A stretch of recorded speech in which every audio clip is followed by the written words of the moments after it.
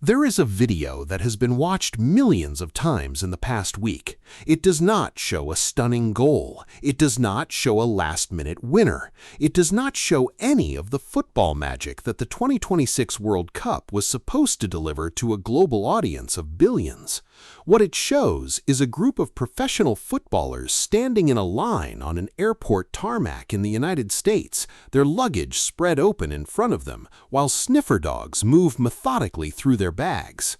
Players who spent months preparing for the greatest tournament of their lives, athletes at the peak of their physical condition, men who qualified through years of sacrifice to represent their nations on the grandest stage the sport has ever seen, standing in a line waiting for a dog to finish checking their belongings before they were allowed to continue.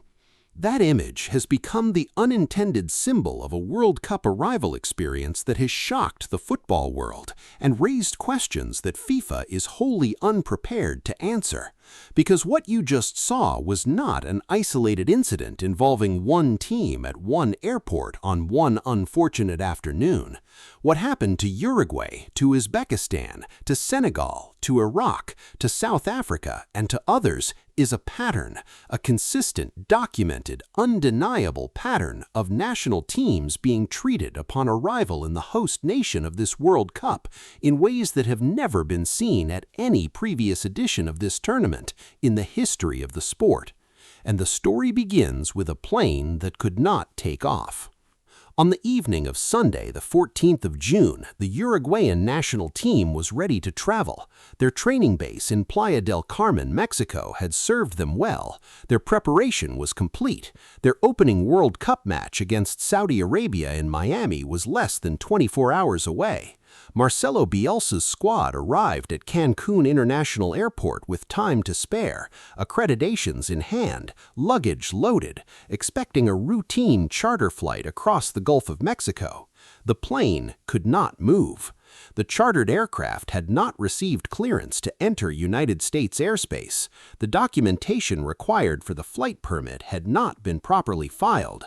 The physical aircraft was ready, the crew was ready, the players were ready, but without the correct paperwork, American Air Traffic Control would not authorize the route.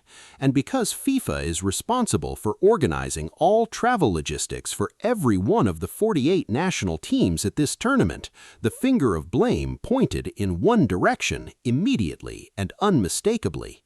Subscribe to the channel right now and turn on notifications if you want to follow every development in this story. What happened next takes this from embarrassing to genuinely outrageous. The Uruguayan Football Association did not try to soften the situation. Their official statement was direct. The delay, they said, was due to problems beyond the control of their federation. They were waiting for FIFA to arrange a solution, and while they waited, the clock kept moving. Bielsa's mandatory pre-match press conference at the Miami Stadium was scheduled at 8 o'clock that evening.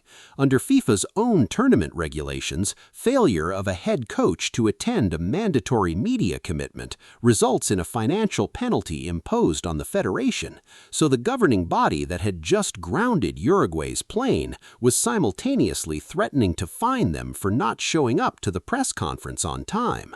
The players were bussed back to the Mayakoba Resort Complex, 45 minutes from the airport, to rest and wait. Diego Forlán, one of the greatest players Uruguay has ever produced, and a man who understands exactly what the night before a World Cup match means for a footballer's preparation, watched all of this unfold and posted 3 words on social media. 3 words that captured what everyone watching was already thinking. Who is to blame? It was a question that deserved a direct answer. It received a statement. FIFA eventually blamed the airline, describing the situation as an airline permitting error in Mexico. A replacement aircraft was scrambled from South Florida. Uruguay departed Cancun at 4:46 in the afternoon. They landed at Fort Lauderdale Hollywood International Airport at 7:27 in the evening, 27 minutes past the team's original lockdown deadline. Police escorts rushed the squad through the streets to their hotel. Bielsa's press conference went ahead, delayed, under circumstances that no head coach should ever face the night before his team's opening World Cup match. While Saudi Arabia rested, Uruguay panicked on a tarmac. And then, before that story had even fully settled, another video emerged, this one from New York. And this one featured a man who knows what it means to win a World Cup. Fabio Cannavaro is one of the most decorated footballers of his generation. He captained Italy to the 2006 World Cup title. He won the Ballon d'Or that same year. He is now the head coach of Uzbekistan, a nation making their first ever appearance at a World Cup, a story that should have been celebrated purely for its historic significance. When Cannavaro arrived with his squad in New York ahead of their warm-up match against the Netherlands, cameras captured something that immediately spread across every football network in the world. The entire Uzbekistan delegation was lined up outside their team bus on the tarmac. Sniffer dogs moved through their luggage. Security personnel ran handheld metal detector wands over players and coaching staff one by one. Cannavaro himself was visibly surprised by the intensity of the inspection. He told reporters afterward that he was told it was standard procedure, but that as far as he could see, his squad appeared to be the only group subjected to checks of that thoroughness at that moment. He described the process as deeply isolating for his players, young men on the eve of their country's first World Cup appearance, standing in a line while dogs sniffed through their bags. If this pattern of events is concerning to you as a football supporter, and it should be, this is the moment to subscribe to the channel, because what happened to Senegal made everything that came before it look minor. Footage circulated online showing the Senegalese national team undergoing extensive security inspections on the airport tarmac. Players were asked to remove their shoes, bags were opened and individually searched. The images spread instantly. Social media erupted. "They are being treated like criminals," wrote one observer, whose words were shared hundreds of thousands of times. "This is a disgrace," wrote another. The Senegalese Football Federation moved quickly to release a statement clarifying that the procedure was carried out in compliance with applicable airport security regulations and that no particular incident had been reported. But the images had already been seen, and no statement could unsee them. South Africa's experience was different in nature, but equally damaging in impact. The country's sports minister described the visa complications faced by members of the South African delegation as embarrassing and grossly unfair, a comment from a government minister. About the treatment of their own national team ahead of a World Cup they had qualified for legitimately in a country that had promised the world that everyone would be welcome. And then there's Iraq, the story that crystallizes everything that is wrong with how this tournament has treated its participants at the border. Iraq's star striker, Ayman Hussein, landed in Chicago's O'Hare International Airport as one of the most important players in his national team's World Cup campaign.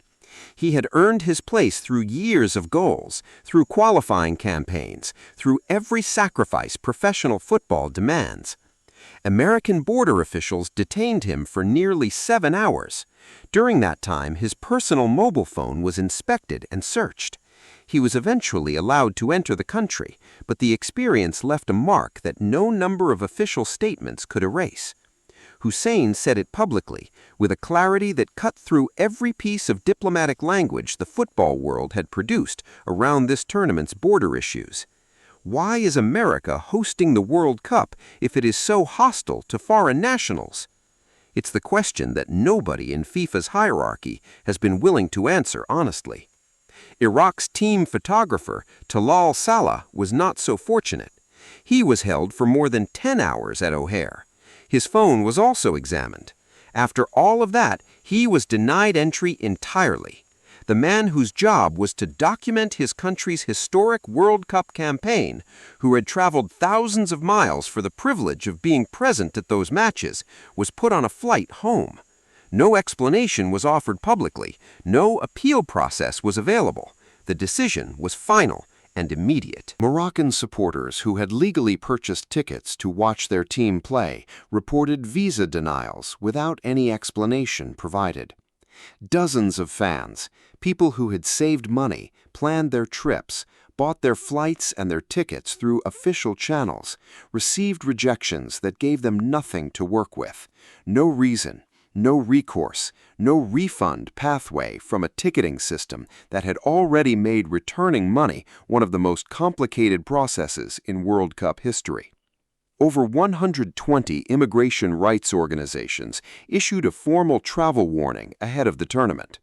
Their message was unambiguous. Fans, players, journalists, and officials traveling to the 2026 World Cup could face serious rights violations as a result of the immigration enforcement environment currently operating in the United States. It was not a fringe opinion. It was a coordinated statement from more than 100 separate organizations, each of whom had looked at the evidence and reached the same conclusion. FIFA's response to all of it followed its now familiar formula. Host nations have sovereignty over their immigration procedures. The organization cannot intervene in those decisions. The tournament is proceeding as planned. That formula deserves to be examined for exactly what it is. FIFA spent years negotiating hosting rights with the United States, Canada, and Mexico. FIFA signed contracts worth billions of dollars with the host nation governments.